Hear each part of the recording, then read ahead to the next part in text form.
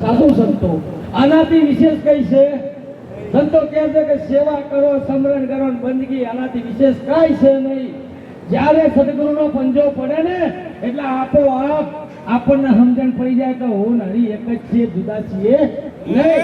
આવા સ્વરૂપને પ્રાપ્ત કરવા માટે સંતોના સંગમાં રહેવું પડશે. આપણે ટ્રસ્ટો બનાવીએ છીએ, ઘણા બધા મંદિરો બનાવીએ છીએ, પણ એમાં કેવું કરીએ છીએ? ફોટે ખાલી પૂજારી એકલો જ હોય, કોઈ ગામનો વડીલે બેહવા જતો નહીં. આ પ્રથાને બંધ કરી સવાર તો બે ટાઈમ સંતોના સહયોગમાં રહો. સંતોને પૂછો કે કઈ રીતે ભજન કરાય, કઈ રીતે ભક્તિ કરાય. એમને મનમુખી ભક્તિથી મેળ આવશે. રૂપગીરી બાપુના પરચા આપણને થઈ ગયા, પણ હવે બીજા રૂપગીરી પ્રગટ કરવા હોય ને તો આવા સંતોના સંગમાં રહેજો. અને હંમેશા આ ગામ ઉપર સદગુરુ મહારાજની કૃપા રહે, આ સંતોની કૃપા રહેશે. આજે આ ભૂમિ પર જે સંતો આવ્યા છે ને, હું કોઈ વખોણ નહીં કરતો, પણ જે ગણેલા જે ટોપ લેવલના સંતો છે આ બધા.